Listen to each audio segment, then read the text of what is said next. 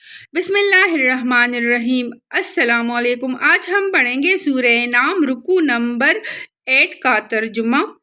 اپنے بندوں پر وہ پوری قدرت رکھتا ہے اور تم پر نگرانی کرنے والے مقرر کر کے بھیجتا ہے، یہاں تک کہ جب تم میں سے کسی کی موت کا وقت آ جاتا ہے تو اس کے بھیجے ہوئے فرشتے اس کی جان نکال لیتے ہیں اور اپنا فرض انجام دینے میں ذرا کوتاہی نہیں کرتے۔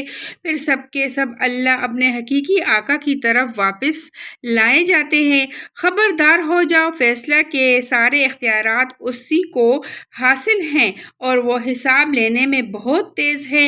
اے نبی صلی اللہ علیہ وسلم، ان سے پوچھو، صحرا اور سمندر کی تاریکیوں میں کون تمہیں خطرات سے بچاتا ہے؟ کون ہے جس سے تم مصیبت کے وقت گڑ گڑا کر اور چپ کے دعائیں مانگتے ہو؟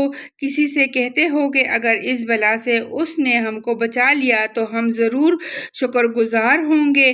کہو اللہ تمہیں اس سے اور ہر تکلیف سے نجات دیتا ہے، پھر تم دوسروں کو اس کا شریک ٹھہراتے ہو۔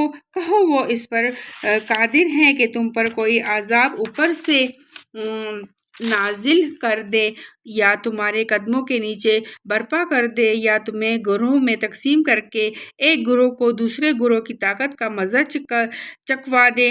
دیکھو ہم کسی طرح بار بار مختلف طریقوں سے اپنی نشانیاں ان کے سامنے پیش کر رہے ہیں، شاید کہ یہ حقیقت کو سمجھ لے۔ تمہاری قوم اس کا انکار کر رہی ہے، حالانکہ وہ حقیقت ہیں۔ ان سے کہہ دو کہ میں تم پر حوالہ دار نہیں بنایا گیا ہوں، ہر خبر کے ظہور میں آنے کا ایک وقت مقرر ہے، عنقریب تم کو خود انجام معلوم ہو جائے گا۔ اور اے نبی صلی اللہ علیہ وسلم، جب تم دیکھو کہ لوگ ہماری آیات پر نکتہ چینیاں کر رہے ہیں تو ان کے پاس سے ہٹ جاؤ، یہاں تک کہ وہ اس گفتگو کو چھوڑ کر دوسری باتوں میں لگ جائے۔ اور اگر کبھی شیطان تمہیں بلاوے میں ڈال دے تو جس وقت تمہیں اس غلطی کا احساس ہو جائے، اس کے بعد پھر ایسے ظالم لوگوں کے پاس نہ بیٹھو۔ ان کے حساب میں سے کسی چیز کی ذمہ داری پرہیزگار لوگوں پر نہیں، البتہ نصیحت کرنا ان کا فرض ہے، شاید کہ وہ غلط رویے سے بچ جائے۔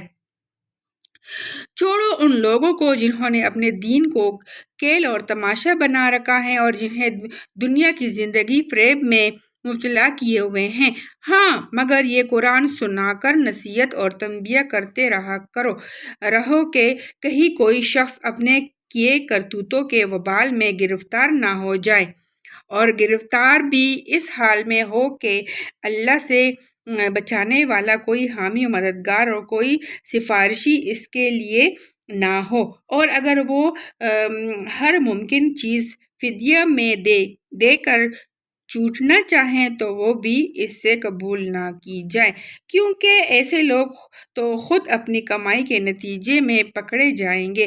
ان کو اپنے انکار حق کے معاوضے میں کھولتا ہوا پانی پینے کو اور دردناک عذاب بھگتنے کو ملے گا۔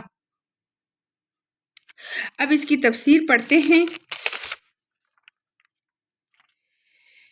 یعنی یہ کہ تنہا اللہ ہی قادر مطلق ہے اور وہی تمام اختیارات کا مالک ہے اور تمہاری بھلائی اور برائی کا مختار کل ہے، اور اسی کے ہاتھ میں تمہاری قسمتوں کی باغ ڈور ہے۔ اس کی شہادت تو تمہارے اپنے نفس میں موجود ہے۔ جب کوئی سخت وقت آتا ہے اور اسباب کے رشتے ٹوٹتے نظر آتے ہیں تو اس وقت تم بے اختیار اس کی طرف رجوع کرتے ہو، لیکن اس کلی علامت کے ہوتے ہوئے بھی تم نے خدائی میں بلا دلیل و حجت اور بلا ثبوت دوسروں کو اس کا شریک بنا رکھا ہے، پلتے ہو اس کے رزق پر اور ان داتا بناتے ہو، دوسروں کو مدد پاتے ہو اس کے فضل و کرم سے اور حامی و ناصر ٹھہراتے ہو، دوسروں کو غلام ہو اس کے اور بندگی بجا لاتے ہو، دوسروں کی مشکل کشائی کرتا ہے، وہ برے وقت پر گڑگڑاتے ہو